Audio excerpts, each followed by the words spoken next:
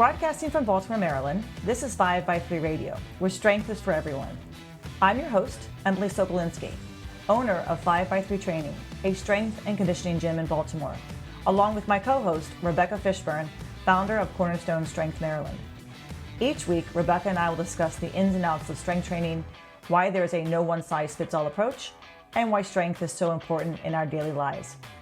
Thanks for spending some time with us today. Now, on with the show. Hi, everybody, and welcome back to 5x3 Radio. Rebecca and I are here on this lovely Thursday morning in February. My head has been killing me for the last couple of days because the temperature has been going up. Oh, really? You get affected? Is it like the barometric pressure or something? Yep, I had a nice, lovely headache, sinus headache all through my left side because it's supposed to be like 59 degrees tomorrow, I understand. And I was like, no wonder my head hurts. Warmer today. I don't know. It's so confusing to know what to wear when you walk the dog. It's very confusing these days. I have a temperature blanket going that I'm knitting. So every day there's a color that corresponds to the temperature. So I've been knitting yellow. It's been yellow for the past, I don't know how many stitches. So today on our podcast, we would like to discuss what does it mean to get tight? You always hear that, get tight, stay tight, be tight when you're lifting. But what does that mean as a new lifter?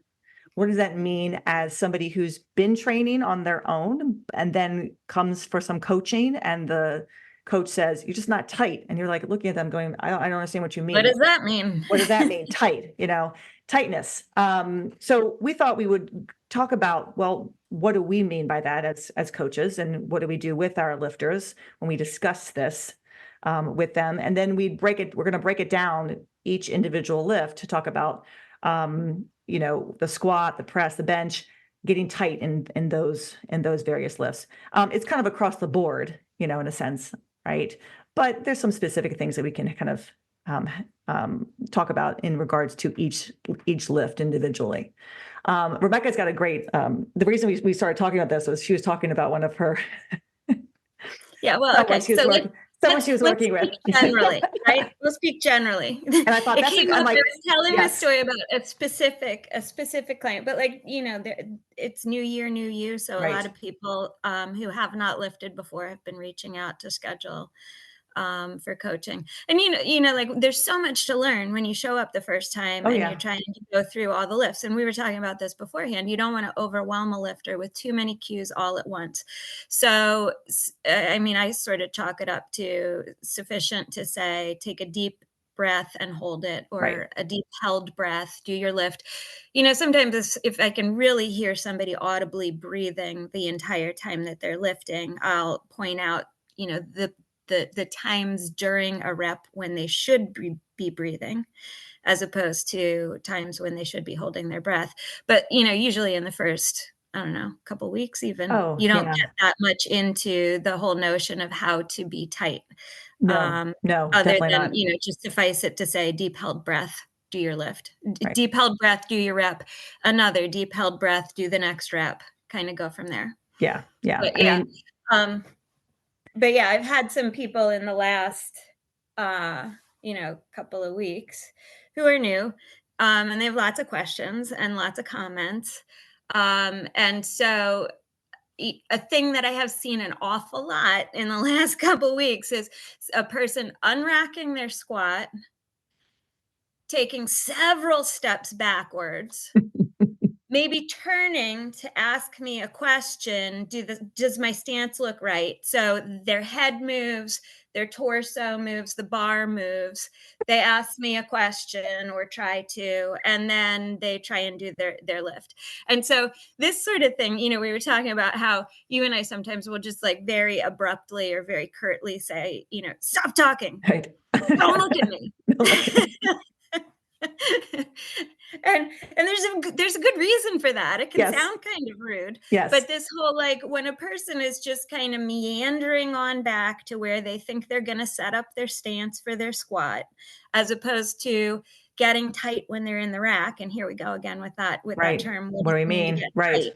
right? But if they just sort of meander on back to set up their stance, they're just loosey-goosey looking around the room, the bar's just kind of sitting on them, and then they decide to sort of create some tension or Mm-hmm. tightness at Mm-hmm. that point. Um, you can get away with that in the very beginning, right? And again, not trying to overwhelm people. Right. Maybe don't point that out the first time, but pretty shortly thereafter, you're going to hear don't talk, don't talk, don't look around, that sort of thing. But yeah, that whole loosey goosey kind of just squiggly, I don't know, Yeah, and I Gumby think kind of way of stepping out of the rack and not being very intentional, right, even from the point right, when right. yeah, when the bar is in the rack. If you're going to create tension in the system, if you're going to get tight, you have to have intention from the very beginning. Right. And I think a lot of people, you mentioned this before we started recording, in a fitness class, or if you're going to the gym and you're picking up dumbbells, you see a lot of people who are just kind of, moving weights. There is no thinking of bracing. There's no intention of, am I tight? Am I not tight? What does even tightness mean? And, in a yoga class or in a Pilates class, maybe there's being, intention with the breathing, but there's nothing that sense, there's no tension, there's no get tight. They're not strength training, of course. But Mm-hmm. then you have people who have come from a background to this type of training, and their background is in, I've had trainers who've told me I need to inhale through my nose and then exhale through my mouth on every single rep. I'm like, we're not doing that. So Yeah. there isn't that sense of, engaging the entire body, or what is my body doing? How do I learn to brace? What does tension feel like? What does tightness feel like? Why do I have to get tight? Why am I expected to, and I explain to people when we start talking about this is like, you're moving weight, right? And your body has to resist against this object. When you learn what tension feels like, when you learn how to brace, when you learn how to get tight, it will carry over into what you do in your daily living. And which is why people always they hurt their backs, they hurt their shoulders, because they're picking things up without intention. I think there's intention with everything you do, even in your house, vacuuming, right? Cleaning, doing laundry. I mean, there should be some kind of intention. And I think you learn that you become more aware of what you're doing in your house, while you're outside walking, whatever, once you've done some strength training and you've understood what bracing feels like, what tightness feels like. But coming from a background where that really hasn't been part of their thinking with their training, it takes some time to really be comfortable, with that And idea. you kind of bring up two points there. One is, and I know this is like anathema if you're a starting strength devotee, but I find it helpful with people after providing some guidelines and education about it to talk about RPE. So you're talking about somebody who's lifting weights in body pump or group power, or a lot of people even who are in the free weight room with dumbbells. They're working at something that's probably an RPE 6 or lower, maybe 7. I mean, and that's not everybody. Obviously, you have people in there too in the free weight room who are doing some heavy lifting that have a little bit more experience. But the average gym goer, especially the group fitness person, is going to be working at an RPE 6, maybe a 7, no higher than that. Something that our lifters are going to consider part of their warm up. Something that our lifters, when they're in their first session and they've done their very first training session, just been introduced to squat, like they probably don't even notice very much the heaviness or the feel of the weight on their bar in that regard. And that's going to last them for a little while. Like we try and start our lifters with an on ramp where the weight isn't too heavy, where they've got enough room to kind of think through what they're doing, to make adjustments, that sort of thing. And so that's why you get somebody who's brand new and they're starting out and they're on their work set and they can be loosey-goosey and, squiggly to an extent, because we're still still not working with a weight that is over an RPE 6 or 7 Mm-hmm. when you're Mm-hmm. getting started out, but quickly that'll change. Mm-hmm. And even your last, couple of warm-up sets are things that you're going to need to be much more intentional about. And it's sort of that tipping point where a new lifter goes from, I'm working at an RPE 6 or 7, and they won't think that in those terms, but something that feels pretty light and easy. And now it's actually getting to be something that I have to do something different. I'm not really sure what that thing is. Exactly. And that's a lot of times where just learning how to brace properly, get tight properly, move with intention, being more focused on every aspect of each rep and set as a whole can really help in terms of making the weight feel lighter. So like that's one piece of it, just where you are in terms of an RPE scale and when getting tight is actually essential in Yes. order to be successful. Yes. And then the other thing is just confusing or conflicting information that they may have received from other trainers. Because I always hear people like work with people who are like, oh, I thought I'm supposed to exhale as I'm, doing the, pushing the weight away from me on bench press, or exhale as I'm standing up on the squat. So you want to explain a little bit about the idea behind that, holding that deep held breath, the Valsalva, like why we don't tell people, oh yeah, exhale, Right. while you're doing a portion of the exercise. Right. What's up with that? Oh, why they should be doing that? Why they should be Why they thinking should about. be holding the breath as opposed to exhaling, at least in terms of the kind of exercise that we're doing. Right. Well, I mean, with what we're doing resistance training, and our body has to resist against this external force. So in the squat, it's that bar on our back. If we're loosey-goosey and we go down into our squat and we don't have any tension in our body, we may not come out of that squat. The bar is just going to, gravity is big. It's going to push us right down. So we have to learn how to resist against that force. So we have this bar in our back, and we have to create enough tension in our body, right, in our torso, our trunks, our shoulders, and our hips, and our abs, to resist against that external force, right? That's how the body gets stronger, right? So if I am talking to my coach, or I'm looking around, or I'm inhaling and then exhaling as I'm moving through this squat, let's say with a squat, I can do that if I'm squatting 65 pounds. Then all of a sudden it becomes 165 pounds.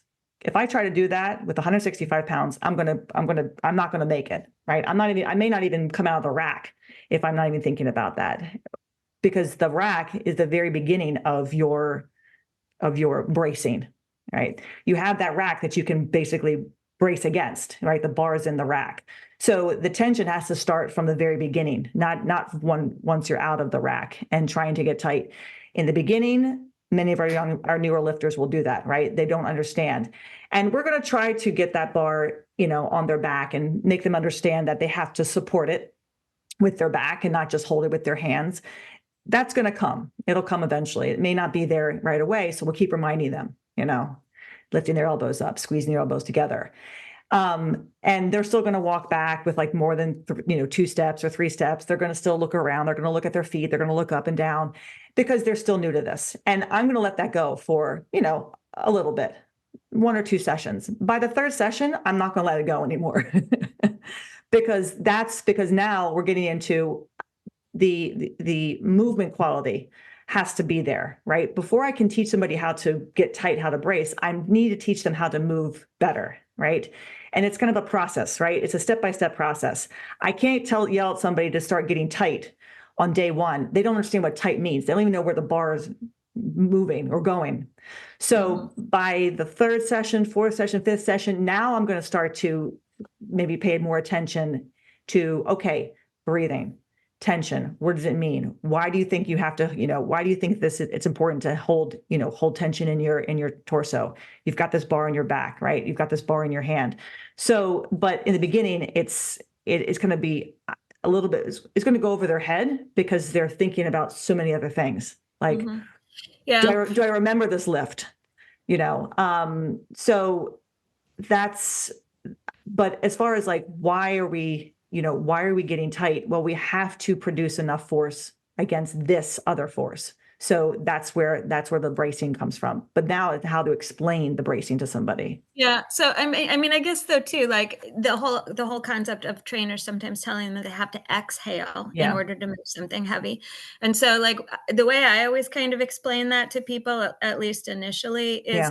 I think the tendency that people have when they exhaling often is associated with relaxing, right? Exactly. So you Exactly. exhale and then a lot of times one of the cues, and we can talk about this in more detail in a little bit, but a lot of times a cue that I will give a lifter, one that I got from Jonathan Sullivan, is make a Superman chest. Mm-hmm. Well, if you exhale, you're deflating that Superman Mm-hmm. chest. Mm-hmm. Probably the easiest example to envision is if you're thinking about somebody who has created that Superman chest, they're benching, their chest is puffed up towards the bar. They've got a shorter range of motion, which is a bonus as a result of that. If they exhale, everything just changes. The chest is going to sink into the bench, that sort of thing. With your squat, if you exhale too much, you get like a little bit of forward fold through Right. the thoracic spine. Just that Superman chest is going to go more towards concave. So I feel like we've kind of talked in general about tension. It's actually easier to go through the lifts and Yeah. explain, because we're already doing that. Like because I have so much to think of. I have a lot. I know I have a lot that I cue people on with the bench in regards to how do I explain tightness to them. Well, And I definitely have it but for I the think for the we squat. talked at the beginning, though, there are some general cues that Yeah. you and I will Yeah. use, and I think it would be helpful to just kind of go through those general cues right now. Sure. Like Okay. you guys do a drill with people when you're trying to introduce the idea of getting tight or Right. introduce the idea of creating tension throughout your entire system. Right. With Yeah. you So want to we explain? yeah. So when we talk about how to brace, right? Because when people think about their abs, they think about just kind of like, well, they think about their core, they think about that just their abs, but it's not just your abs, it's your entire torso, right? It's your hips and your shoulders. So in order to kind of be aware of how do you actually engage that trunk, we'll have people push against one of our columns. We have these, we're in a big warehouse, and Diego or Jay will take somebody over to a column and get them into a, kind of athletic stance, 1 foot in front, 1 foot behind, and tell them to push the column over and push it as hard as you can. And same idea as like kind of pushing a car up a hill, right? Or where it's not right. And you automatically feel yourself contract in your abdominal area. And when the person's doing it right and Diego will hit them, you can hear this kind of very solid sound coming out, right? And I'll do a drill. I won't necessarily do a drill with people, but I'll have them kind of squeeze, right? I'll tell them take a breath, and then I'll have them hit their abs or hit their stomach, and you can hear where it's like solid versus hollow. And hollow, if I'm sucking in, has a very different sound than. Yeah. And I don't necessarily say bear down or push. I just say take a big breath and hold it. And that's kind of what that drill is. It's just the idea of like, you want to take that breath and engage the entire trunk. The 360 breath. We talked about this with the incontinence podcast. That 360 breath. I talk about that a lot, in regards to, you want to think about your front and your back. Everything kind of engaged. So that drill is nice because it's physically something you're trying to push against. Sometimes I like to push against the rack and actually try to move a rack, because then someone's moving a car. So I do something similar to that with new clients. Also just because a lot of people that start out with, if they've read all of the starting strength stuff and they're coming specifically for that, they maybe have one idea in mind.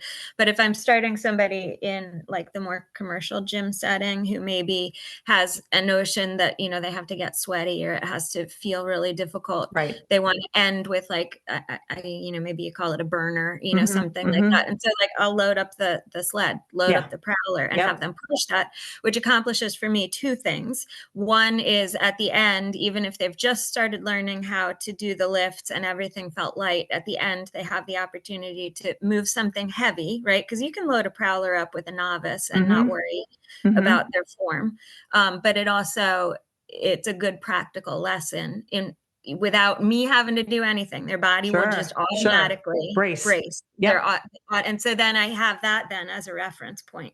Like later on when we want to talk about how do you get tight? Well, you remember how when you push the prowler, how everything just kind of gets tight. You can't push it if you're loose. Right. So like actually moving the rack, pushing against the pole, any of that stuff just automatically. I give a cue when people are, especially with my my ladies and sometimes my guys who have very flexible backs, let's say, and they're in too much overextension. And they're trying to get tight and they think they are. I'll give them literally. I'll put my hand on my kind of my sternum and on my belly, and I'll do a little bit of like a push down. So it's almost like I'm trying to push both my hands together, right? So I tell them, bring your ribs to your belly button. And that's a K-star thing, right? Kind of learning how to brace them. But that image of like ribs to belly button makes sense to them, right? It's like do a standing crunch. That helps some people kind of get an idea of like, oh, that's what I need to have. I need to have tension there. So it's like bring your ribs to your belly button. I would said that with my dancers. When dancers are going to stand, at the bar, and some of them stand with their ribs flaring out and their butts out, and I need to get them to understand how to bring everything underneath of them. Well, ribs to belly button. And that aligns you. So you're trying to stay in a neutral position, right? But that can be challenging for people if they don't have enough of an image, or they're not as mind body, knowledgeable. But that is nice. So a crunch. One of my ladies used to say a taco. Taco, and go, right? But for a lot of flexible women, they have to, who have a lot of it, like what was it, lordosis, they have to really learn how to stay in that position, especially when they're coming out of the squat, right? How do I get down there and then and hold it? But then that carries over into the other lifts too. If they learn how to do that, now they can learn how to do that when they're pressing, when they're deadlifting, because the same thing applies. I'm in that position. I have too much overextension. I need to make sure that I kind of squeeze a little bit. So it's a little bit of a tuck, just like a little tuck for some of them in a deadlift. You'll see them kind of go into like almost like cow, like in yoga, and then boom, all of a sudden they're locked in. Other people don't have that issue. So that idea of like belly button to ribs to belly button is nice for people to have as a visual cue. Yeah, and that one I think too is especially helpful for like overhead press, where people a lot of times will get that final overhead press position with the bar over the shoulders by flaring the ribs, so like not compensating that way. But like I'll do something similar to that with people in terms of like, and right now we're just talking about generally how do you create tension, right? Push a prowler, push a car, push a pole, push a squat rack, right? So naturally your body is just going to brace. Going to do it on its own. That crunching or ribs and hips maybe being slightly shorter in distance, or maintaining a regular distance if you're reaching overhead. But I'll also have people like lay on the ground, set up, for like a dead bug. Like, I don't know. I was thinking about that too. Yes.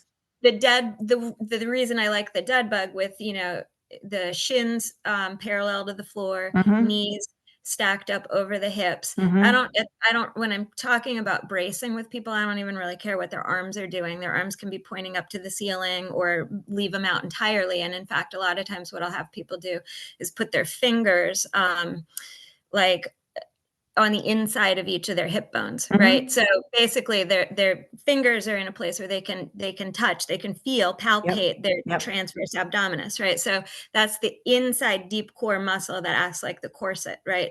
So if they get that tight, they're going to feel that in their fingers. And then as they slowly lower one leg and then come up, they'll feel that being active and braced, right? Which is essentially what we're talking about when we're talking about getting tight. So that's a really good drill. And I like that one because at the same time that their hands are free to actually feel that they're getting that response from their core muscles, from their, creating that tension or that tightness, the floor is there also as a reminder of what neutral spine feels like.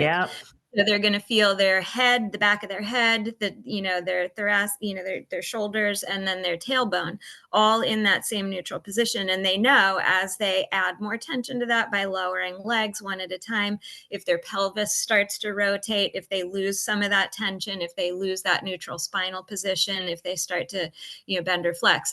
And so that I think is really a helpful drill, right? So, and that's kind of a difference between you and I are talking about these things as drills. Sometimes that's a person's whole, like that's their exercise program. Oh yeah. Oh right. yeah.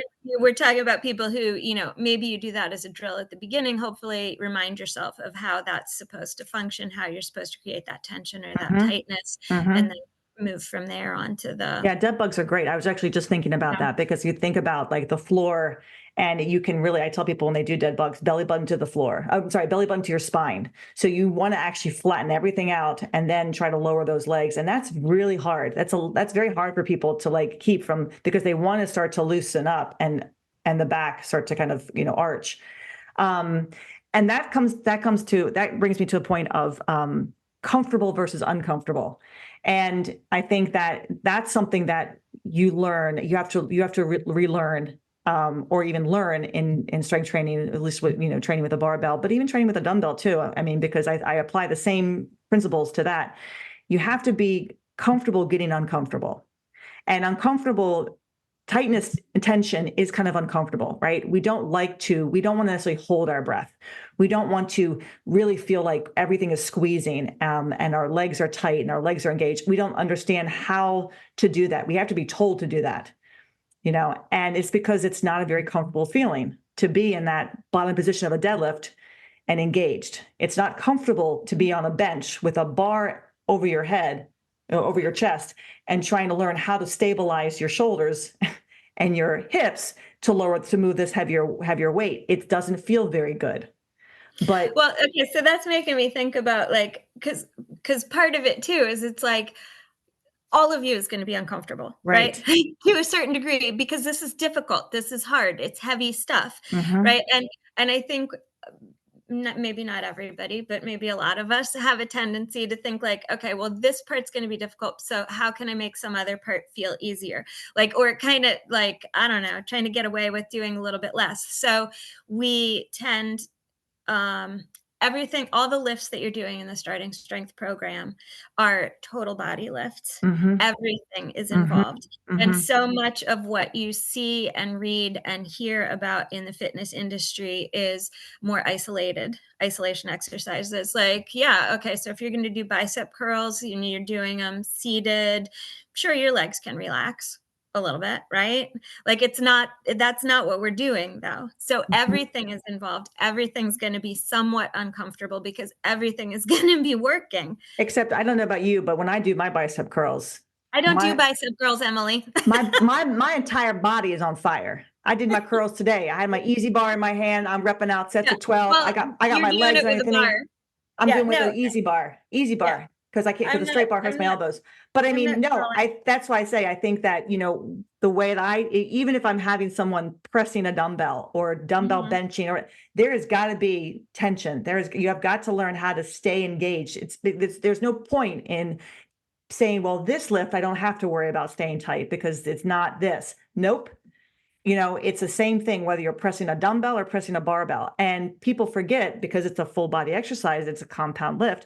Our legs are just as important as our arms in a press and in a bench, especially in a press. Right? I was pressing today. Well, we'll get to that in a minute because I've pulled a quad, pulled a quad muscle on it. I tell people, if your quads are not, on fire, and you don't feel like the next day you're like, what did I do yesterday? Why do my legs hurt? Oh, I pressed. Oh yeah, I pressed. You're not doing it right. You're not doing it right.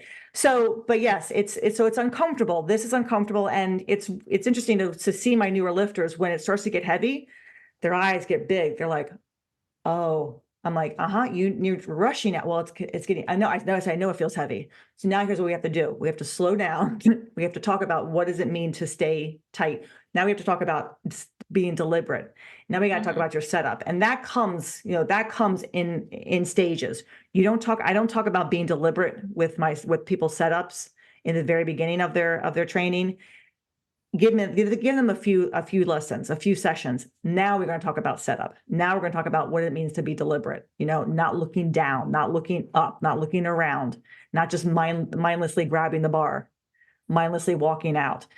And it's interesting when the lights, the switch goes off, they often say that was a lot easier.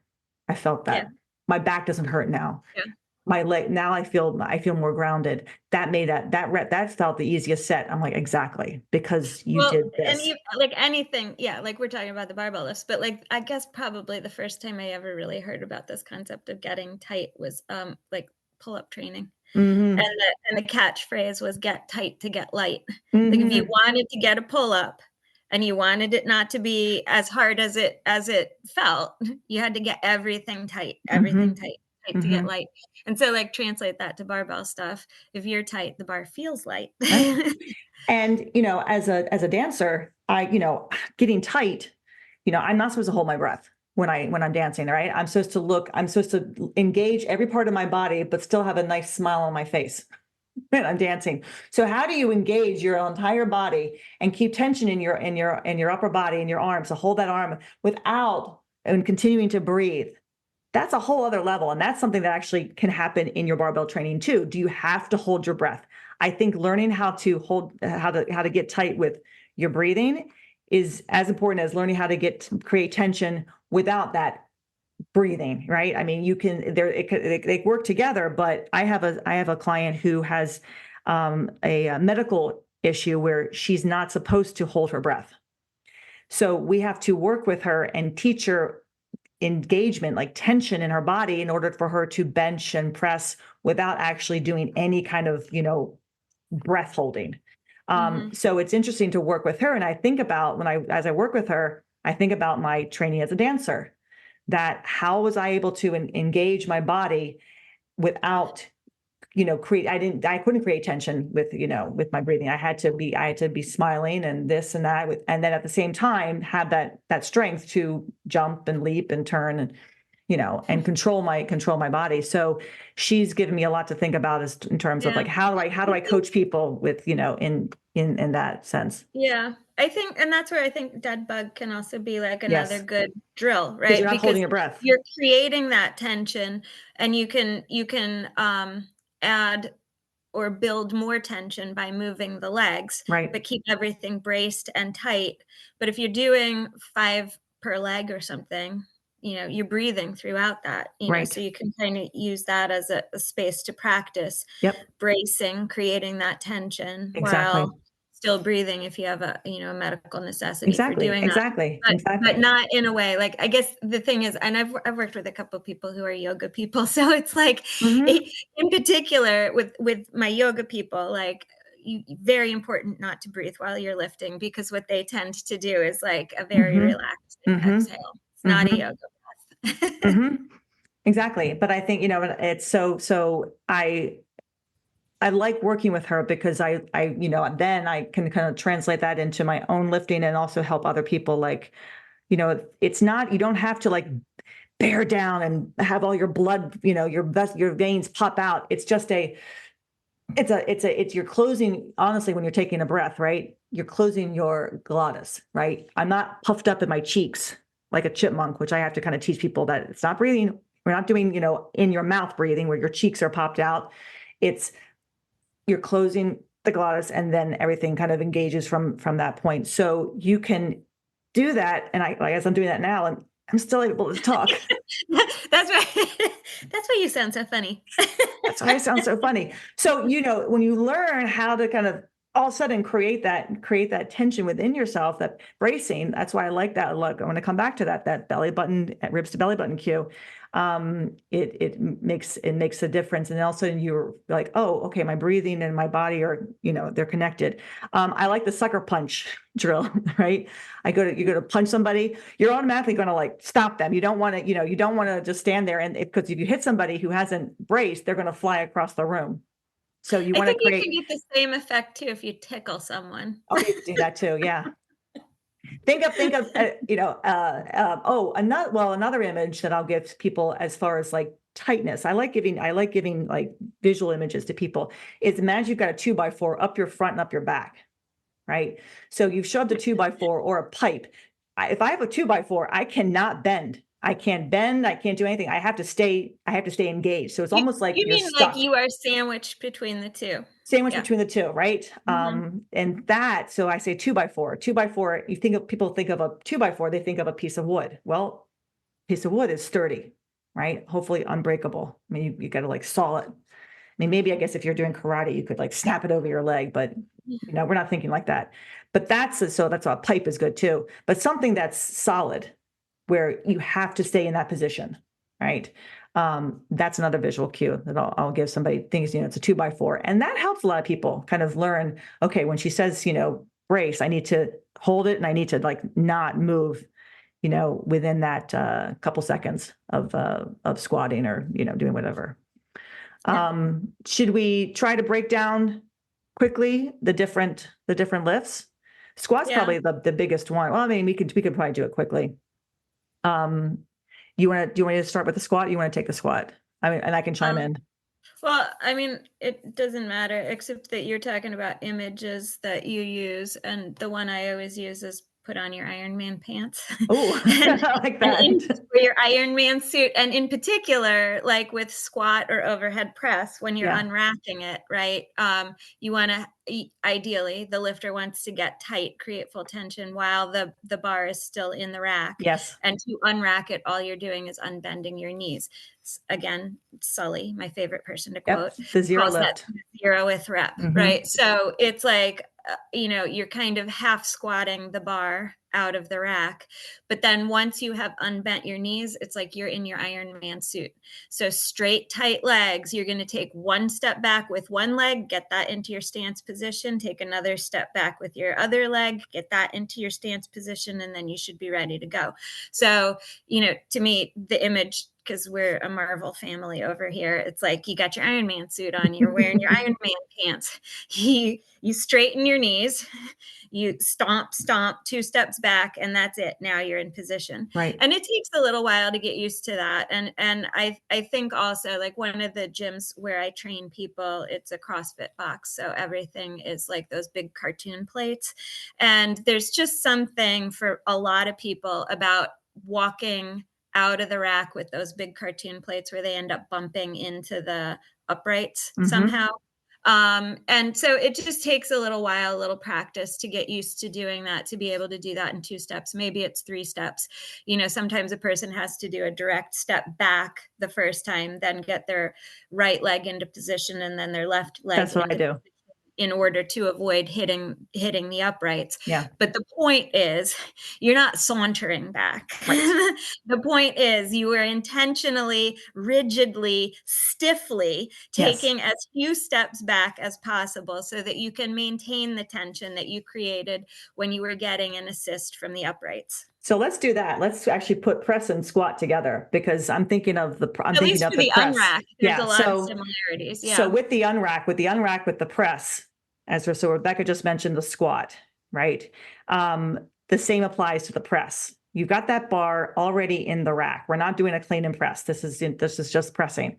So take advantage of the fact that it's in the rack and use the rack to help you create tension in your body and get tight from the beginning. So that breath, I tell people, take a breath from the start, stand up, squat the bar out of the rack. So once you're in position, you've got the right position where the elbows are forward and the knuckles are to the ceiling. And you've got a nice, 90-degree arm, vertical arm there. You can just stand right up with it. The bar shouldn't move at all. It's right under your chin. You just stand up with the bar. The bar doesn't move at all. Once you stand up and you've locked those legs out, there's a slight pause just to make sure that the bar is in your hands, and then you walk back 1, 2. All you got to do is clear the rack. Yeah. You don't have to do anything. You have to clear the rack. And so just like with you with the straight legs with the squat, straight legs with the press. I was watching one of my online lifters do not do that. Stand up and then walk back with like bent legs and kind of like, and then wonder why the press wasn't moving well, right? So being deliberate, being intentional with your setup will make your set that much better, that much easier, that much faster. So that's with the press. And same with the squat, it'll feel tighter, it'll feel better. Because when you're So not intentional, there's just, you're gonna miss something, because the brain and the body are not connected. You've got to connect the brain to the body of, I'm getting ready to go, I'm tight, I'm walking out, I'm going. mhm. Especially So with the press. and yeah, and thinking about it all beginning when the bar is in the rack. But the other Yes, thing that you mentioned there, which I think is helpful, is you specifically said the pause, right? yes, yes, So that's the thing. Like when you're being intentional or you're trying to minimize the amount of time that a person is like under the bar before they're doing their reps, whatever. A lot of times people will rush that, right? yes, So it's get tight while the bar is in the rack for squat or for press, like quarter squat it up, pause, make sure you're stable, then hopefully only 2 steps back, maybe it's 3 steps back, but with your straight, tight legs yep, and your Superman chest for both right, of them, right, right? It's Superman chest for both of them. In one case, the bar is on your back. In the other case, the bar is in front of you, but yep, your back is doing the work of yep, supporting the bar yep, either yep, way. yep, And then you pause, take your 2 steps back, and then pause again, make sure everything's stable. Then you start, like, a lot of times people will get the notion, when they're thinking, okay, I'm going to be efficient with my movement, which is mm-hmm, important. I'm going to be efficient getting from unrack to rep one. And they miss those 2 pauses, the pause after they do that quarter squat, so it comes up out of the J cups, and the pause after they've established their stance. And then you just have enough momentum in the system that it throws things off. So those pauses are an important part of the intentionality of the movement, even while you are trying to be efficient. and that's a definitely, I don't worry about that, like, the first couple Oh, yeah. sessions of a new Yeah. lifter, like, right? So if you're a new lifter, 'Cause like, that it's is like, "Oh so my god, there's so nitpicky. many things to think of." It's so nitpicky. But So nitpicky. once you're squatting and you've got, like, a couple sessions under your belt and you try to come out of the rack and walk back, I'm gonna say, "Nope, rack it." I tell people all the time, "Rack it." And they wonder why. Rack it. I need you to pause. I need you to be intentional. I need you to pause. I need you to stand up, pause for a split. We're talking a split second, but you need to make sure that everything's locked out, and the knees have to be locked down. There's so many people who don't lock their knees because they say, well, I'm going to faint. I was told if I lock my legs, I'm going to faint. I'm like, you're not in the choir, you're squatting. There have been people who have in a choir and standing up for a long time on stage for a couple hours have fainted and passed out from standing too long, and they're with That is straight legs. I've interesting. heard about I that. So vaguely remember hearing this. people have that in that idea in their mind that they're not supposed to lock their legs. I'm like, it's okay to lock your legs. You should be locking your legs. You have to support this bar. That means the whole entire body has to be engaged, not just Yeah. your upper back, but Yeah. your And knees the too. way I always talk about that too is it's like you want those joints solid and locked out so that you have skeletal support for the Yes, bar, yes, not the muscle yes. already being taxed or asked to do all the work. Yes, and I know that there are plenty of people who might press and they might kind of take one leg, they might step one leg under the bar and get their arms Oh, set and and like then lunge stand it up out. You're and lunge lunging it it out. out. Yeah. Well, if for some people who I watch people and I'm very, very like individual, right? I have a new lifter, well, not new lifter. He's been with us for almost a year now. He's only going to be with us for a year. He's very strong. Came in from another gym, training for us for a year, going to go back to his gym. And I watch him kind of do that. He's pressing 175. I don't care how he comes out of the rack. He's tight. So if that works for him, that works for him. Me, my preference when I teach people, I want both legs under the bar because I want them to learn how to squat that bar out of the rack. I want them to learn how to be intentional with their setups so that there is no question that that bar is going to move in the right direction, right? And that takes some time because again, it's uncomfortable. People don't like that feeling of tension, right? Of locking out, learning how to take the tension out of the shoulders, right? You see people with their Like out shoulders of the up by the top, ears, out out of of the the top, top. and put it Mhm. down into their lats, right? Yeah. That's tricky, right? But once they get it, it becomes a lot more natural for them, and they see like, okay, this is my setup, and now I understand the whole process and what you mean by I've got to hold it here. I want to go back to something you said about coming out of the rack and hitting the J cups. Oftentimes when I see people in doing that, and maybe not because of the plates that you're talking about, is that they've lost that Superman chest, right? Like that you're mentioning, right? That proud chest, that big chest. If you get out of the bar and you've got this great big chest and you've got the bar on your back, and then you stand up and you relax even for a split second, when you start to walk back, that bar is going to swing. And that's what I see. I see people stand up and then they walk back and they twist, they swing because they've lost just enough tension for that bar to just kind of do its thing. So when they hit the J cups, and I'll tell them that after their set, I'll say, "Why do you think you hit the J cups?" And they're like, "I didn't stand up all the way." Or I lost my chest. So making sure that you stand up all the way and keeping that open chest, and then being very deliberate, like Rebecca was saying, being very deliberate about walking straight back, not walking kind of, in a, casual way, but walking with intention, because that's how you're not going to hit the J cups.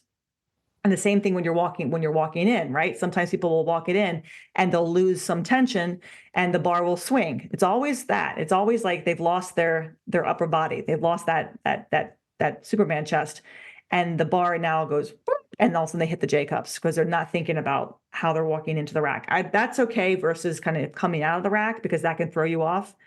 Here, once you've racked it, you've already done the set. But that's a new lifter learning how to, again, stay tight and keep that bar supported on their back, versus somebody who's been training for a long time and understands, I've got to make sure that bar is secure. I'm going to stand, I'm going to pause, I'm going to walk back, right? And I'm not going to lose any tension in my upper back. So that's press and squat. Unless you have anything else. That's the unrack of it. I mean, I think in terms of tightness, like, so what are some of the cues that you give people on squat, say, in terms of being tight throughout the rep?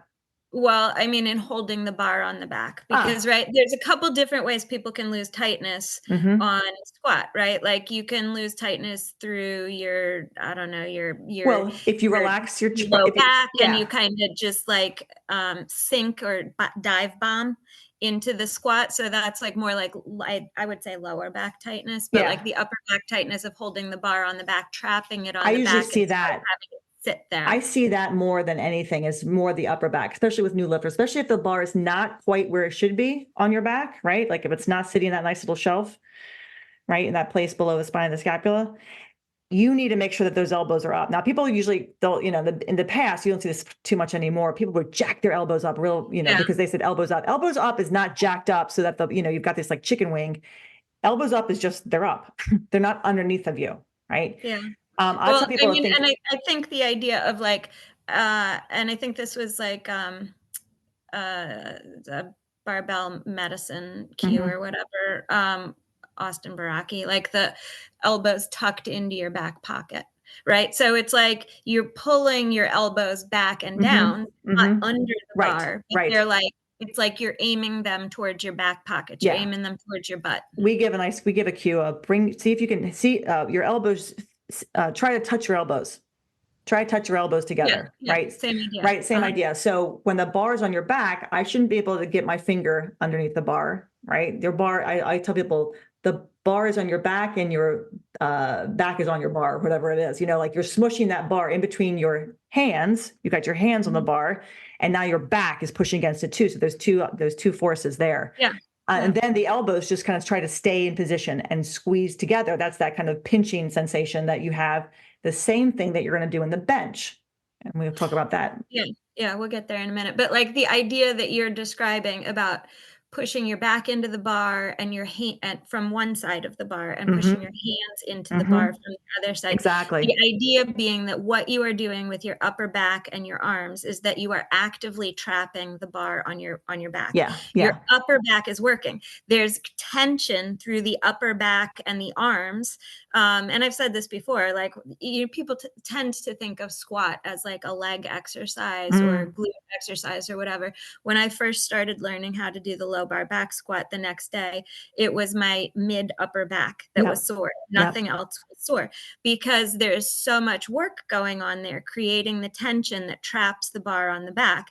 And you can think about that from the backside in terms of what the lats are doing or what the elbows behind you are doing. From the front side, you as a lifter, with your eyes just looking down a little bit without moving your head around, but you should be able to see your chest stay puffed up. Mm-hmm. If your chest starts to deflate or Mm-hmm. bend under the weight of the bar, you've Yep. lost tension, you've Yep. lost some of that tightness. And that is going to change just a lot of stuff in terms of your center of balance and that kind of yeah. So the tension in the upper back, right? Reminding yourself that the back is supporting the bar and the hands are holding onto it so it just doesn't fall off your back. And that you're trying to pin your elbows together or place them in the back pocket. And then the rest of it is all the other images that we gave, right? The bracing, the belly button, the ribs to the belly button, the 2x4, the crunch. This is where I really like I'll use for image wise, talk about, if someone's familiar with the starting strength books, use the stick figure images. The idea that when you're doing your squat, you should be rigid and tight. Everything from the top of your head to the bottom of your tailbone is one segment of this system that's moving. So there shouldn't be bend or flex or anything like that anywhere else. When I'm working with lifters, not beginner lifters, but maybe they're into their couple weeks into their session, or I'm working with lifters who've been with me for maybe a couple months and they're squatting now, it's getting heavier and we have to talk really more about bracing. We've talked about it, but let's talk about it more. I'll watch people, and even sometimes with my online clients who I don't see all the time, except, at the end of the week when they're sending me their videos, I'm seeing them getting tight from the bottom, right? So you see the bar on the back, but they're getting tight and their hips are kind of swinging forward, right? And I remind them the tension's coming from the top down. It doesn't come from just your hips, just your legs. It's the entire body that has to get tight. So it's you take a big breath and all of a sudden the elbows squeeze together, right? The ribs come down, the abs turn on, the quads get tight. Now the feet screw into the floor. So there's kind of like that checklist of 1, 2, 3, 4, 5, 6, right? You're getting tight from the top down. There is no, I'm only going to get tight from my hips below. That's breaking up your lift into two parts, and it's not that. It's one whole piece. It's one whole kinetic chain. It's like the press, right? You don't swing back to go forward. Everything just moves forward. So learning where the tension begins. So I like that top down cue of, everything starts the breath, and then everything just goes from the shoulders all the way down to the feet. That way, everything is set. And now you can squat. And the best video to watch, if you haven't seen this video, those who are listening, is Mike Toucher. And I'm not even going to try to spell his name. It's like TCHU. Mike Toucher from like 10 years ago, 10 or 11 years ago. It's the video that we show at our camps. He has a video of himself squatting in his garage. It's like 700 pounds and he's squatting beltless. And the camera is facing him, so you see the front of him. So you see him get under the bar and get set. It is the best video to watch of someone who truly braces for every single rep, and you see the bracing happen from the top down. It's like, I show that video to everybody. Now, he may not necessarily do that now. He looks a little different now. It's been about 10 years, but it's perfect. It's exactly what you want to think about when you get set up for a squat. So that bar, that weight that you're holding on to with your back has something stable underneath of it. It's all about that, right? Because you've got to stay in balance. It's the best video. So Mike Toucher, look it up. It's a squat video from about 9 or 10 years ago. Maybe you can put it in the I'll notes. put a link in the notes. If you put there, I'll put the link definitely put the link in the notes, but I'll whip my phone out, pull that video up and watch him, see what he does. And they're like, oh yeah. And it's that visual just really helps the person kind of find that for himself or herself. Yeah. Yeah. So I guess the only other cue that maybe I use for squat, which translates over to bench, and I don't know if we're gonna transition over to talking about bench, or I guess there's a couple other things that we could talk about in terms of tightness for overhead press. But you need to have tension and tightness at the bottom of your squat as well. Yeah. And that's Yeah. that's a place where people lose it a lot of times. Yeah. They'll sink too low, right? The whole idea of Go getting too fast. slightly Yeah. below parallel is because you're getting a stretch reflex off of the tension that you've created in the hamstring. If you get too loose down there, if you butt wink, or if you Yeah. sink Yeah. down too low, you're going to lose that tension. Yeah. So thinking about, and the way you say it is control on the way down, control down, quick up. Or Yeah. another way to think about it is you're resisting the weight on the way down, Mm-hmm. and then you're just applying a little bit more force to Yeah. come back up. Yeah. Same concept when you're benching. So like if you've got like 135 pounds on the bar, and you're resisting that weight on the way down, so you're using like 125 pounds of force on the way down, not letting it dive bomb down to the bottom of the squat, not letting the bar on bench like fall down quick and Right. bounce off your chest. Right. So you're controlling or resisting on the way down, and then just adding a little bit more force to reverse the motion. Yeah. So you're starting to talk about bench. So let me finish up. Can I finish up Let's with finish press? up overhead. Oh, yeah. So press. So similar setup with the squat, right? Instead of the bar on your back, it's in front of you. You want to get underneath of it, being very intentional with where your grip is, how you're holding the bar, where your elbow placement is. And then when you stand up, taking a split pause. If you're walking back, quickly take 2 steps back. If you're not walking back, which you don't need to, I have lifters who just stand right up out of the rack and start to press, right? It takes, that way they hold as much tension as possible. But you're stepping out of the rack and you're taking 2 steps back. You're not taking a walk with the bar. You're just clearing the J cups. You're taking a wide stance. Why do we want a wide stance? We want a strong foundation. So I tell people, take your squat stance, right? I can keep my legs tight with a squat stance. I can't keep my legs that tight in a press with a deadlift stance, with a real narrow stance. So wide legs, and they're tight from the beginning. You haven't bent them yet, and you're not going to bend them. And this is the trickiest part of how do I keep tension in my legs. It's all in the timing of the hips and how you're actually moving your weight through space. And the hip movement in the press can be very challenging to people because they're thinking of just their hips moving as opposed to the entire body moving. So again, it's a full body exercise. So when the hips are moving forward, your weight's shifting to your toes, your whole body's shifting forward. The tighter you are, the easier it's going to be for you to keep that, to learn that movement, right? And to create the kind of tension and power that you want to create. So the legs have to be engaged. The quads are squeezing. When the hips move forward, when the body moves forward, the butt's now tight. That is it. That is something that many people won't think about, and then they'll complain that their low back hurts them. The minute they squeeze their butt, low back is happy, right? Yeah. Everything is staying neutral. Everything is staying tight. That 2x4 is here too. It's always here. It's here in the squat and it's here in the press. The kinetic chain starts from the feet, right? From the bottom of your foot and goes all the way up to the top. Remind people that all the time. I said, the entire body has to be moving. It's not just your arms. It's from the waist down. Once you've got the position with the arms, you've got to think about what the legs are doing. The legs are supporting you, right? They're giving you as just as much, if not all of the lift. So the wider your legs, the more intention you have with the setup and with the position and knowing where your weight has to be, the easier the press. That's the trickiest part with the press, is learning how to kind of shift that weight forward, right? And use the body to help with the overhead press.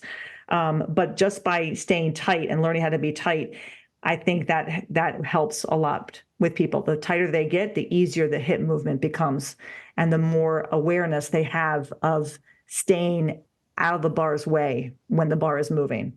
Because a lot of people will start to get loose, or they'll start to try to come under the bar too soon. Learning how to stay in position is key, and that's where all that tension occurs, right? Not moving out of position. That takes practice. That just takes practice. But it comes from the very beginning, from that first unracking of the bar, I think. If you unrack the bar and you're willy-nilly with that, the press isn't going to happen. It's just not. Yeah, it's just not going to happen. So much harder to get tight when you're also holding the ball. Yeah. So the press and the squat have very similar images to think about when you're in order to, learn to get tight and be deliberate and how to brace. Let's move on to the bench, and we can move on to the bench and finish up with the deadlift. So bench, as far as getting tight on that. I've definitely have a lot of images. What cues? Oh yeah, go ahead.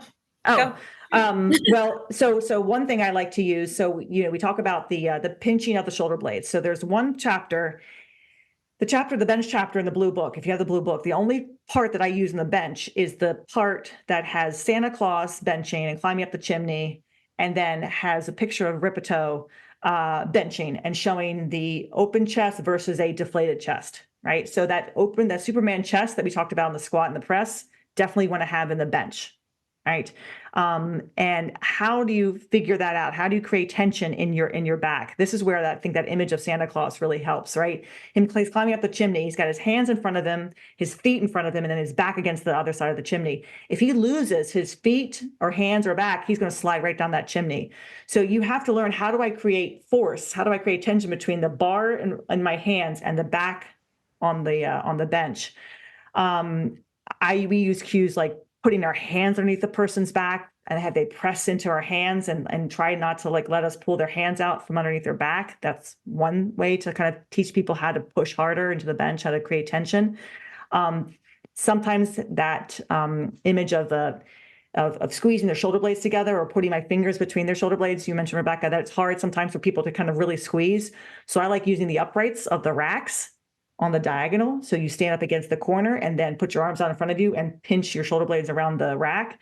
Then people really feel that. They can really pinch themselves. And that, I tell them, you need to have that feeling when you're on the bench.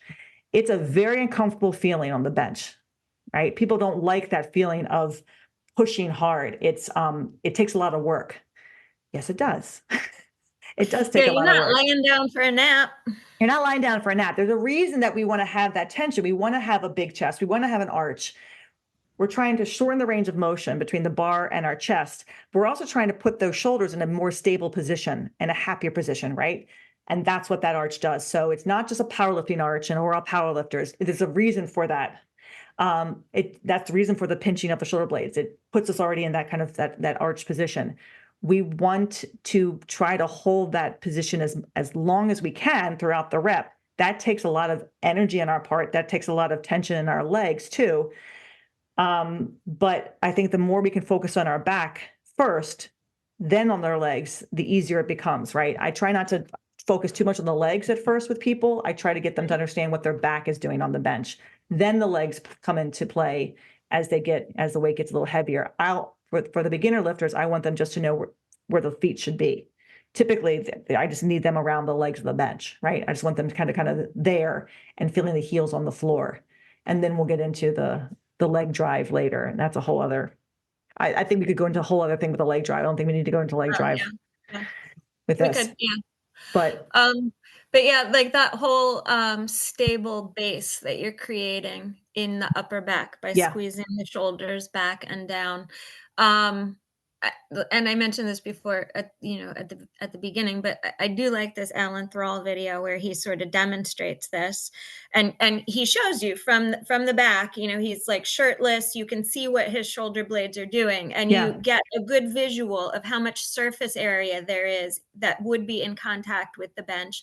And it's kind of a little rounded, when he's just sitting there normally, and then he retracts and depresses his shoulders, and you can see visually just how much more space there is to make contact with the bench, to have a solid surface. And and when he does that, when the shoulder blades get retracted and depressed like that, there's a really distinct line right down the center of his back. He's like, if you don't have a butt crack down the middle of your back, then you're not doing it properly. Because it's Alan Thrall, so of course it's hilarious, right? But it's a really good visual, the difference between just normal shoulders and retracted, depressed in terms of surface area and solid base. So what I'll oftentimes have people do too is just like when they're laying on the bench, reach down to the edge of the bench, like below their butt, and pull their shoulder blades down. Like grab the bench and pull so that they can see, like I was talking about before, visually, the lifter from the front side, able to see their chest puff up. Yeah. And that's the position that their shoulders and back need to be in. Then the trick is getting them to keep their shoulder blades solidly planted in that position and move their arms to the bar. Because a lot of times once people start moving their arms, then their shoulder blades get loose, and they'll end up pushing their shoulder blades back off the bench, reaching through the shoulder blade instead of keeping them solidly planted. And that's a place I think where people lose tension or tightness a lot of times on the bench and don't realize it. When they push the bar back up off the chest, they will overextend that movement. They'll like if you're talking about a push-up versus a push-up plus, right? So the push-up plus, you move a little bit further, your shoulder blades go from that stable position to a protracted position where the shoulder blades come around the front, right? Or so if you're laying on the bench, it looks like you're reaching up towards the ceiling. And a lot of times people, especially newer lifters, get confused about returning the bar and having the elbow lock out versus elbow lock out plus a reach through the shoulders. And once you've reached through the shoulders, all the work that you may have done at the beginning to get your shoulder blades established on the bench is lost. It's really a lot harder to get your shoulder blades squeezed back down and solidly on the bench. And frankly, if you're doing that sort of like trying to squeeze your shoulder blades back and down onto the bench while you're holding the bar, you're loosey-goosey already. You may have been that way before the unrack. But that overreaching at the end is a place where a lot of people lose tension and tightness. My newer lift, it takes a long time for the newer lifters to get that, right? To understand that. Some of them get it right away. Some get it. So actually, honestly, I shouldn't say it's hard. Yeah, I mean, it's this kind of weird thing that people have, like when you're teaching them overhead press and they can't tell the difference between wrist movement and elbow movement on bench. It's like they can't tell the difference between elbow and shoulder. So for some, I'm thinking about one of my ladies. Actually, she picked it up like immediately. Like there was no loss of tension in the upper body at all. A lot of cues, a lot of images I'll give people, especially when my women, I'll go boobs to the ceiling, right? I just say that, boobs to the ceiling. And they, bam, right away. It's like, nope, no problem. I got that. So that's one way to kind of work on like, okay, what's an open chest look like? I will tell people, if I'm wearing a t-shirt when I bench, I'll pull the t-shirt down really tight. It's like an automatic thing I do. I pull the t-shirt down tight. I lie down. My t-shirt's tight. That reminds me, got to keep my chest up. In order for me to keep that tension, that tightness in my shirt, that a nice taut shirt, I need to keep my chest up. All the wrinkles should be back behind me, right? In my back of my shirt. If I start to lose tightness and my shirt starts to get like a little loose in the front, I know I've lost my back. That image, people like that image, right? And I can clearly see it. That's also a useful one for deadlift. Absolutely. Same thing with the deadlift. You see the wrinkles in the back. Wrinkles in the back. So how do you keep people from, going with the bar when they bench? Because you see it all the time. Of course, you see it all the time. So I will tell people the cue I give people as they're benching is I'll say, push yourself away from the bar. So don't push the bar away from you, push yourself away from the bar. So there's that feeling of the bar is going in one direction and you've got to go in the other direction. And if you don't go in the other direction, you're going to go with the bar. Now you've got to make a big deal about getting tight all over again. You're wasting a lot of energy that way. So push-ups are great, obviously a great compliment for the bench, but it's like when you push yourself away from the floor, well, there it is. The floor is now the bar. Push yourself away from the bar. That's how you do a good push-up, right? I come to the floor and I have to resist and push myself away from the floor. Well, I've got to push myself away from the bar. Then when I get set, nothing moves. I just have to do a little pinch, right? A little squeeze. We like to say bend the bar. That idea of like you can kind of bend the bar in your hands. That's the idea of like that pinching of the shoulder blades. And you start the next rep, right? In order to keep the chest open, bring the chest to the bar. As opposed to bring the bar to the chest, bring the chest to the bar. So as the bar is coming to you, you're trying to reach for the bar. And then as the bar is going away from you, you're trying to still reach for the bar, right, with that chest. And the idea is, again, that you're pushing yourself away. So that's all very like a very visual cue, but it's very easy for people to understand that, as opposed to stay tight on the bench and do this. And, so I try to give them as like, this is what I need you to do. I need you to think about, instead of going with the bar, going away from the bar. It doesn't feel comfortable, but it's a lot more stable, and you'll feel, and it'll make the movement of that bar, of that bench, so much easier. It's very cool to see that eventually happen when the person gets it. Yeah. Quickly breathing with the bench. So, because you're lying down, that whole bracing, it's a different breathing, right? Yeah, it's so funny. Like people can learn something and like a concept or a skill, and then you put them in a different orientation to the ground and gravity, and it all goes out the window. They have to learn it all over again. Yeah. So then also, I mean, same thing then when you put them sunny side down in deadlift, all of it goes out the window again. Yeah. Yeah. So I tend to just really like with the breathing, with the bench, I don't do a lot with that. I just say, take a big breath. I said, big breath, and the person will take a breath. Now, the only time I discuss the breathing is when they let the air out, right? And a lot of people will, when they're first learning, they'll take a breath in, and then they'll extend the arms, and they'll go, Exhale as they push all the air comes out. All the air comes out. As they're well, no, they'll finish the rep, and then they'll go, and then they got to take this big breath. So I'll say the image I give them is, you've got a balloon. And when you blow a balloon up and you blow it up too much and you're trying to tie it off, and you can't tie it off because you've blown up so much air that you're unable to like pinch it to like tie it off, you have to let a little air out, a little air out, a little air out, and then enough to tie it off. If you let all the air out of the balloon flies all over the place. Now you got to blow the whole balloon back up again. That's your breath in the bench. You can think about your breath in the press too, but in the bench even more so, right? So instead of letting all that air out, you let just enough out to get just enough in for the next rep. And that way you keep all that tension that you've created in your body, because if I let all that air out, everything relaxes. Now I got to get set up all over again. That is way too much work. I don't want to do that.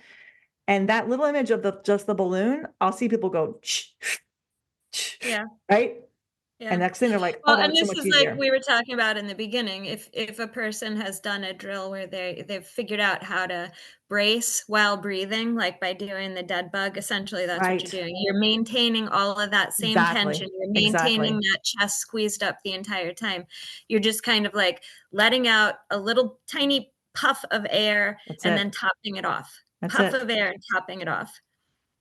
That's it. That the image of that balloon has made a big difference. Like, I don't know where I came up with that. I don't know how I came up with that, but it makes sense. You're like, oh yeah, because everybody knows a balloon, right? And that, like, you do, like you let a little bit out, it goes, and then if you let it all out, it's just like, oh shit, I got to blow it all up again. That's a pain in my butt. Well, then it goes squealy all around the gym. Exactly. So I but I find with any of the lists, I find the bench is really the hardest for people to grasp.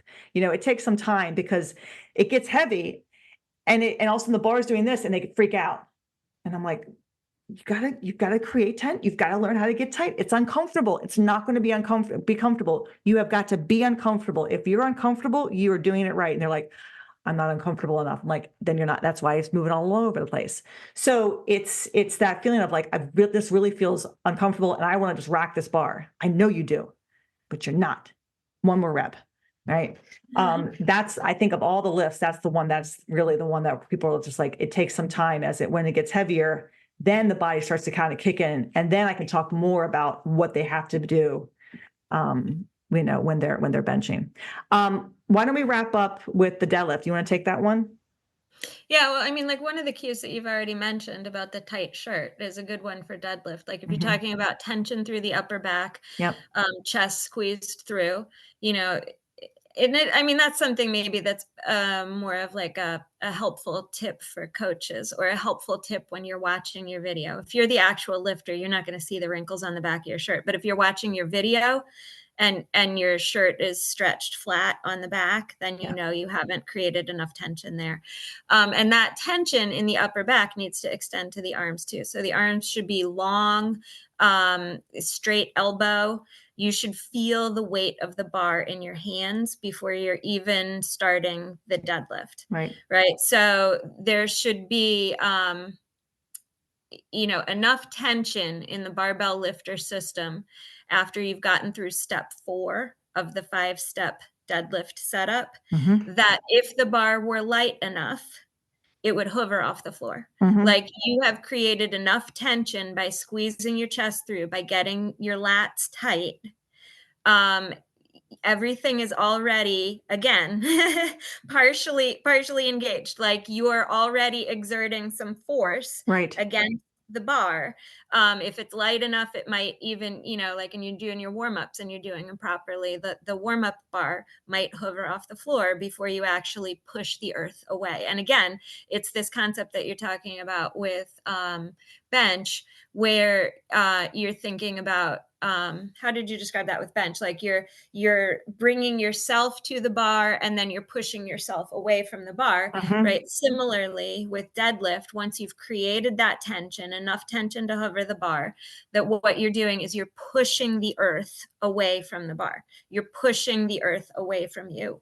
As opposed to picking it up off the ground.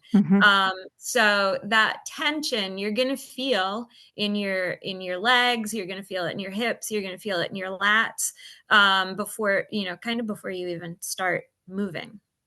That taking the slack out of the bar, taking the click. Click and drag. Yeah, taking the click out. I say take the slack, and then I'll say take the click, and all of us will grab the bar and just do that little. You hear that click? You hear that click? That's called taking the slack out. You want 150. Let's say you're 150 pounds in your hands, right? If you're doing a 155-pound deadlift, and the rest is just going to come off the floor as you start to push. Yeah. But the minute you take that click out, then what ends up happening is you're squeezing the bar up off the floor. Right. It's going to come up quiet, ninja-like. You always say ninja, squeeze it off the floor like a ninja. You're not yanking it off the floor. So it's a nice, smooth push the floor away. Yeah, it reminds you if you do it properly and you pull that slack out, you'll feel your lats already tighten up. You'll feel those armpits tight. I use the cue tight armpits. I say tight armpits all the time. Yeah, you'll feel everything engage immediately. And it reminds you that the arms are doing nothing in the deadlift, that it's all about the legs, right? And that's why it's so, I try to impress that on people so much.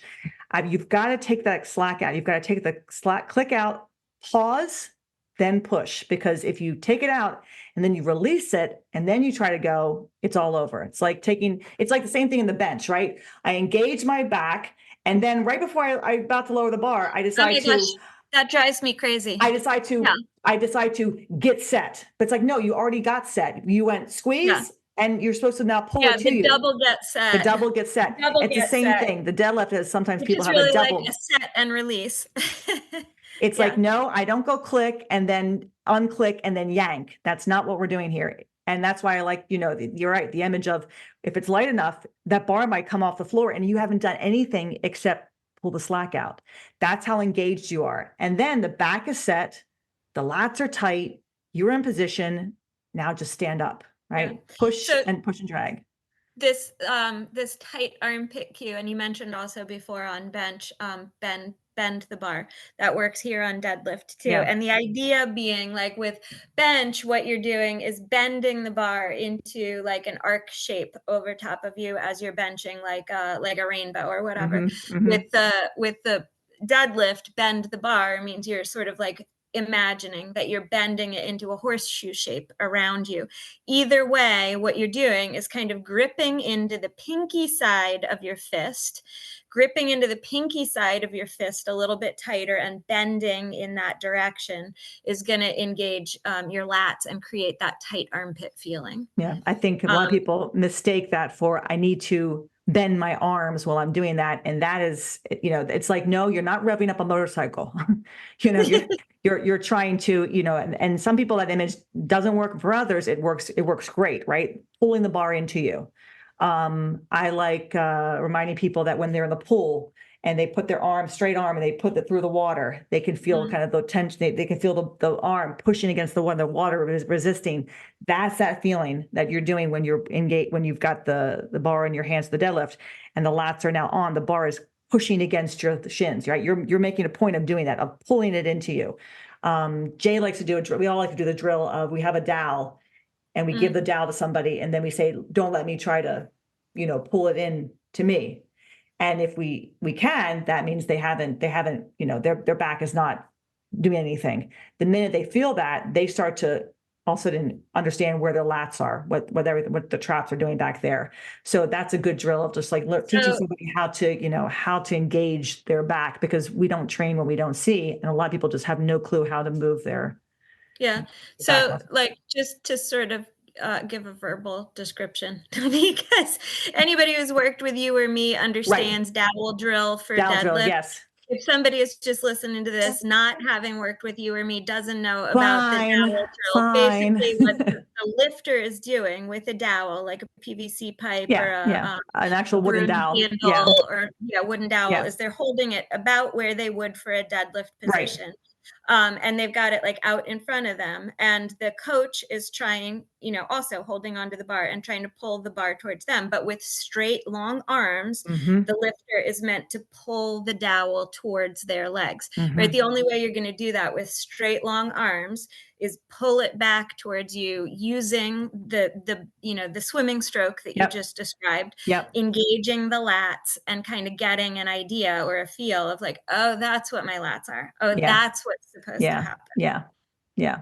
I try to avoid using like lats with anybody or talking about this or that in your lats, because I'm like, the person just needs to learn how to do this. And then I can say, that's your back muscles working now, because if I say engage your lats, they're like, what the hell are you talking about? Engage my lats. I'm like, okay, never mind. Just pull the slack out, pull this click out. Yeah, but also, I mean, like that whole dowel drill and that like eliciting that feeling of the lats working in that way, and then connecting that for them with the notion of tight armpit, right? That means something then to a person. Whereas like if they haven't done that dowel drill or gotten that idea, tight armpit might be like you sort of like squeezing your biceps onto your rib cage or something. I don't know, getting sweaty armpits. There's another good exercise, another good drill that we've done in the past is take a band and wrap the band around the bar, and then basically pull the bar to us, try to pull the bar away from the lifter. And the lifter has to engage and pull the bar into them. But you've got this band that I'm trying to snatch the bar away from them. So I'm creating tension in one direction. They've got to create tension in the other direction. So they have to resist to me pulling them, and that's the same idea. Yeah. Or I mean, similarly, you can do something like that. Like when we were talking about bench, right? Similar idea, tight armpit there too. Right.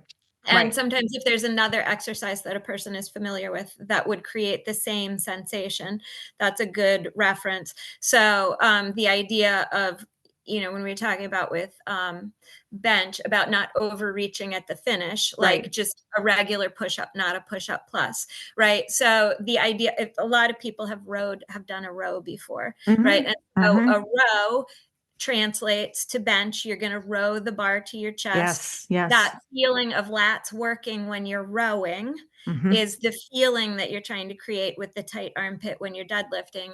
Although obviously you're going to have long, straight arms. You're not going to have bent elbows. So a little bit different there. Right. But that feeling of lat engagement or tight armpit can be, something that a person who has done a row before might be familiar with. And you know that you've done it correctly, you've set up correctly at the bottom, you've pulled the slack out correctly, you've used, the arms are engaged and everything's tight. When you deadlift, when you start to push and drag the bar up, you just simply will bring those hips through, right? The hips finish the movement. I'm not bringing the bar to me, I'm bringing my hips to the bar. And then your shoulders automatically go back and your chest is open. If you find yourself having to pull the bar up and roll your shoulders, as sometimes I see my lifters doing, that means they haven't done it at the bottom. They haven't properly set up at the bottom, because the tension needs to be from the bottom. There should be no extra movement the minute that you stand up. By the time you stand up, the arms are hanging from the shoulders, they're long, the chest is open, the hips come through, and you're there, right? The armpits are still tight. If you're having to like roll the shoulders or tug at the bar, or try to stand up too soon, it's because you haven't actually set up and gotten enough tension from the bottom to start, because you shouldn't have to worry about doing anything extra at the top by the time you finish the deadlift. We were going to say. Oh, no, I mean, in a way that Yeah, I mean, your point being that if you are able to do that, Yeah, then yeah, you haven't done something right at the that's right. beginning. That's right. But yeah, I mean, I think that whole weird way of kind of finishing a deadlift is something a lot of times that people bring with them from like a group fitness Oh, class. absolutely. Absolutely. Yeah, Yeah. or just or they just watch the video, or they just had said, "Oh, a deadlift, pick it up and stand up with it," kind of thing. Um, um, Also, since we're talking about getting tight, when finishing the deadlift, you're finishing the deadlift with the hips, right? The hips come in, and there's a little squeeze. There's a squeeze through the glutes, right? The glutes are engaged. Many times, some of my not my men, but my ladies will say their low back hurts them when they finish. Why does the low back hurt them when they're finished? That's because when they stood up, their back is in too much extension. There's too much extension there. They're kind of like sticking the butt out. So they've kind of left the chest open up, but they haven't actually brought their hips underneath of them. You've got to make sure that your hips come underneath of you and you squeeze. You end up in, again, a neutral position at the top. We don't want to have ribs out and butt out. And it's just chest. It's the whole body. Again, it's the idea of the bar, not the bar coming to you, but you coming to the bar. So the hips finish the movement. And the minute that they finish with the hips, low back is happy. There's no pain Yeah. anymore. Well, I mean, what you're describing too, though, is if a person is finishing with their butt sticking out, Yeah, exactly. they've got some sort of overextension happening in the process of doing the deadlift that they, you know, that gets back to some of that stuff we talked about initially about creating tension through Mm-hmm. the whole system, Mm-hmm. keeping all of the core, back, trunk muscles all Right. solid and the spine rigid and unmoving. Right. Um, Right. so if all of that stuff is set, rigid, tight, does not change throughout the course of the deadlift, and the chest is squeezed through with the tight lats, none of that should change at the finish. It's just a matter of pushing your hips to the bar Right. at And the end. Like you shouldn't have to worry about, shouldn't have yeah, any flexion through the hip at the no end. It's just, flexion. yeah, no And little bend at the hips still no. remain. And lastly, if you finish with, like, say the hips have come through, right? There's no reason for you to then jam your hips even more and throw your shoulders back. If your hips finish the movement, your shoulders are behind the bar. They don't need to be 5 feet behind the bar. They just need to be behind the bar. So you'll see people bring their hips through and then do an extra like thrust with their shoulders back. And then what happens? The knees bend. So you are trying to come back up to a neutral position, right? A soldier. I've used that expression, like, standing tall. Standing tall Yeah, means like butt stand tall, underneath of drill you. sergeant is in your face, Yeah, everything all yeah, stacked up like a column, exactly. Knees any are of the knees are again, knees are locked out, oh hips my locked gosh, out, knees lock Emily, out. my What? 80-year-old guy, like, I use that expression, like, stacked up like a column, right? Meaning shoulders over hips, hips over knees, knees over feet, And how's stacked up he? like a he's like, "You're from a different generation." And I'm like, "What are you talking about?" And he's like, "Well, to me, when you say stacked up, I think you mean a lady. Ladies are stacked." I'm like, "Dude, no, that's not what I meant." And on that note, we're going to end the podcast right there. Yeah, good place to end. That is great. That's great. That's great. I have one of my new clients.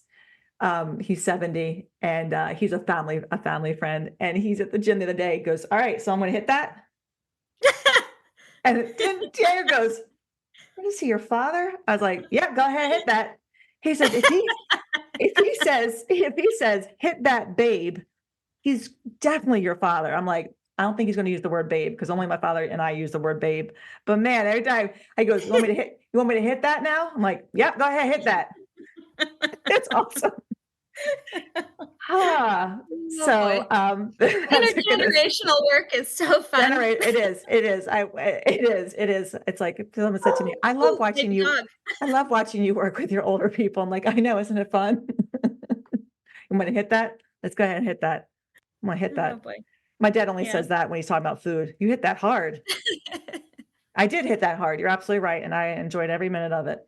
Okay, so we're gonna end there with our discussion on tightness. That was a good discussion. That was actually quite a lot longer than I expected it to. We hammered on for quite a We while. did. Well, we have a lot to talk about. I mean, over our how many years of coaching and teaching people how to move, it's, the more we talk about it, more we process it and the more we, are able to help people understand and get them tighter faster. So if you've got questions or comments about this podcast, of course, you can always contact us. Just to let you know, starting the Charm City Strong Woman contest, the 13th annual contest, has now opened for registration. So registrations are coming in. We've got a few sponsors already. I'm so excited. We've got Pioneer and H&S Bakery, a local bakery here. But it's nice to see a lot of our sponsors kind of returning year after year. So we're looking forward to seeing all the people who register. The contest is on Sunday, June 9th. And we will start our fundraising campaign probably the end of April. So look for that link in the next coming months. If you've got any questions for me, you can always email me at emily@5by3.com or Rebecca at cornerstonestrengthmaryland@gmail.com. And we hope you have a wonderful week, and go ahead and hit that. Hit that squat. Hit that squat. Hey, get stacked. Hit that. Hit that. Get stacked like a lady stacked. Have a great week, everybody. We'll be back in another couple weeks. For Take care. Bye, everybody. Bye. That's awesome. Thanks for listening to 5x3 Radio with Emily and Rebecca. If you like our show and want to know more about 5x3 training, please visit us at www.5, that's F-I-V-E, the letter X, the number 3.com. You can also find us on Facebook and Instagram. To learn more about Rebecca, please visit her website, cornerstonestrengthmaryland.com. Thanks for listening and have a great week.